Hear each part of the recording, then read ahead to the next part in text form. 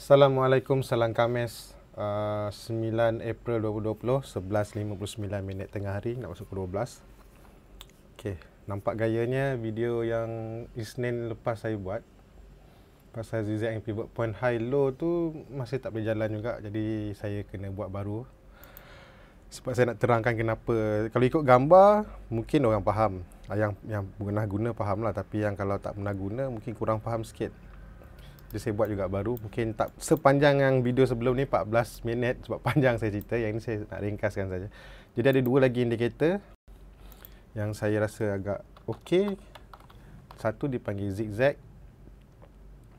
So zigzag ni ambil yang terbina dalam saja, yang built in zigzag. Okey, kalau zigzag ni dia punya parameter yang kita nampak, parameter ada sisihan persen dan juga kedalaman 10. Ini dia punya default setting. Jadi apa yang dia cuba tunjuk adalah, okey, kalau tak ada benda ni, kita secara mata kasar kita boleh tandakan, okey ni low, kita nampak peak, ni low, kita nampak high, kita nampak low, kita nampak high, kita nampak low, kita nampak high, kita nampak low, high, low, high, low. Tapi dalam masa yang senang cerita, sepanjang panjang ni high low lah, ataupun ni sepanjang panjang ni high, ni low, sepanjang panjang ni high low, sepanjang panjang ni, dengan kita sepatutnya boleh tanpa perlu diganggu dengan wave yang kecil-kecil ni lah. Sebab yang ni sepanjang ni senang satu kaki. Dengan menggunakan zigzag ni kita lebih memudahkan mata kita, sebab digunakan calculation dia untuk tentukan di mana kemungkinan pivot point. Kalau tak salah saya, pivot point ataupun senang kita kata swing lah, kat mana swing dia. Jadi bila kita nampak ni, kurang-kurangnya dia membantu kita untuk membuat trading plan dengan lebih berkesan berdasarkan struktur. Contoh macam ni, pada ketika ni, okey, so bila dia muncul, kita boleh kata start dia muncul dia garisan ni, kita dah boleh kata okey ini adalah swing high. So trading plan kita, kalau kata dia break, saya nak entry. Macam normal trading biasa. Okey, dia tak muncul lagi ni kan. Tapi kalau ikutkan kat dalam ni dia ada pilihan sambung kepada bar terakhir, nampak? Dia terus sambung. Tapi katalah kita nak pakai, kita kata nak tunggulah sampai dia confirm keluar. Sebab nak tunggu confirm dia keluar lambat. Okey, macam ni. Ini kira nasib baik cepat lah. Jadi kita boleh ubah. Okay, kita nak buat satu lagi trading plan. Sekiranya dia tembus ni, saya nak entry lagi untuk breakout. Dan stop loss kita selalunya kita boleh tandakan kat sini. Tapi buat masa sekarang, disebab dia belum lagi, sebab dia dah muncul ke bawah ni, dia dah muncul bawah ni, dengan selamatnya kita boleh kata ini adalah swing low. Jadi kalau saya break sini, saya nak letak stop loss kat area bawah ni, saya entry kat sini, dan mungkin saya buat target 1 ke 1. Target 1 ke 1, dan kalau sampai lah, kalau sampai. So dia keluar lagi, dan saya boleh tandakan lagi dengan kita boleh kata sekarang ni, sebab dia dah muncul yang hijau ni, kita kata okay, ini dah swing high yang terbaru. Jadi ini dah pindah ke sini. Tak nampak. Okay, ini saya pindahkan ke sini. Yang ini mungkin saya letakkan kat sini. Okay, sekarang dia cuba break, tapi dia gagal close di atas. Ada kemungkinan dia gagal lagi, kemungkinan besar kita rasa mungkin dia nak turun ke bawah. Mungkin. So ini nampak dia dah muncul ke sini. Okay, pindahkan. Ini dah jadi swing high. Sini masih lagi. Bila kita ada panduan macam ni, mungkin sebenarnya kalau tak ada pun okey je. Tapi kadang-kadang kita mana satu nak ambil kan? Kita ambil sini, yang kita ambil sini, yang gatal tangan mata letak sini, letak sini, pening kepala kan? Padahal dekat je. Jadi dia memudahkan mata kita untuk tengok.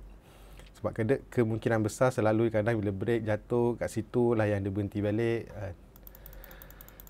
Dan seterusnya lah. Okey, ini dah nampak dia buat high lagi, swing high, tapi lebih rendah daripada, kita warna merah pula. Mana color? Tak ada color.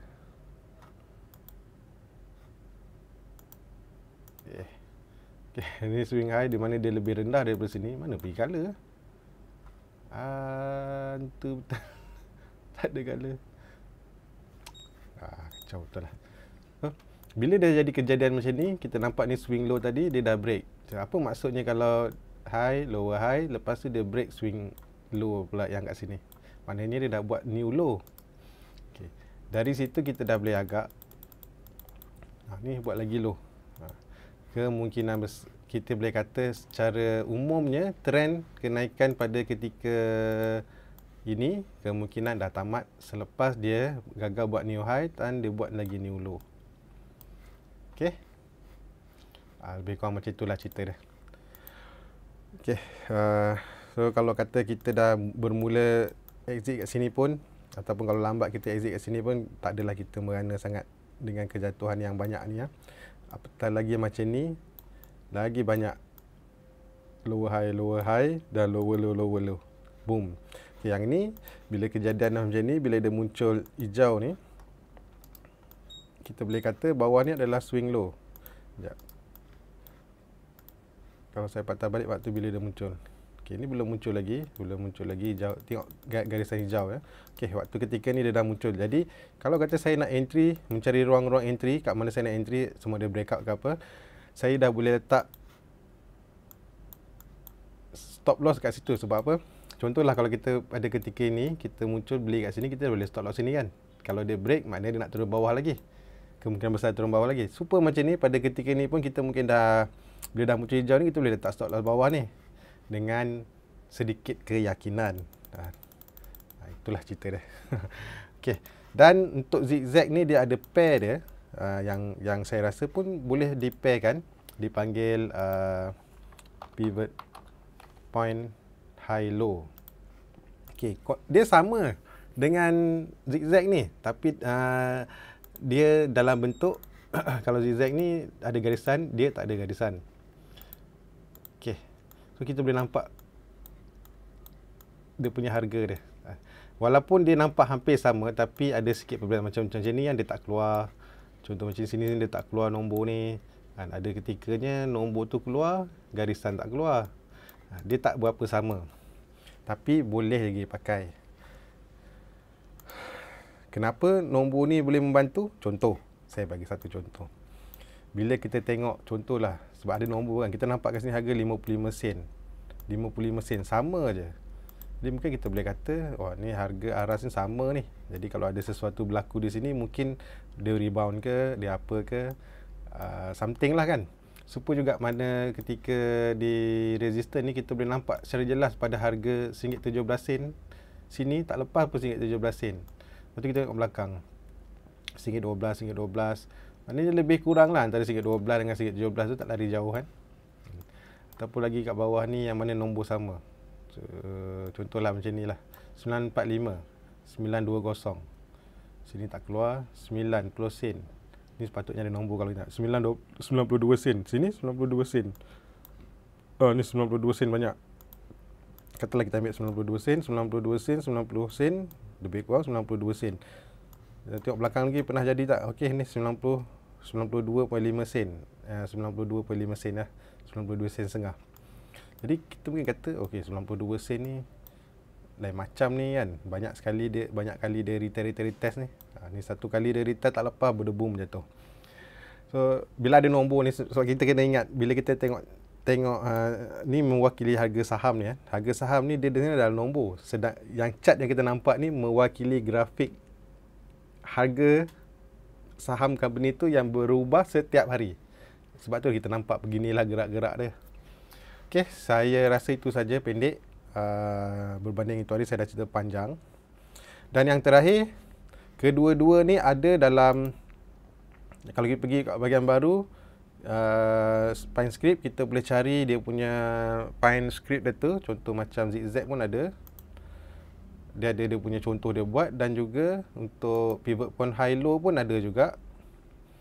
Jadi kalau katalah kita rajin, pivot point high low pun ada. Kalau kita rajin kan, macam ni kita pakai dua indikator. Jadi kalau kita nak jimat indikator, kita boleh gabungkan dua-dua indikator ni, jadikan satu supaya kita boleh pakai satu saja. Dan bubuhlah nama indikator saya punya ke, indikator dijamin untung ke, bubuhlah apa-apa nama, tapi kombinasi antara dua indikator ni. Okey. Itu saja. Saya harap video ni boleh di-upload. uh, untuk mengganti video yang hari tu. Assalamualaikum dan jumpa lagi. Bye bye.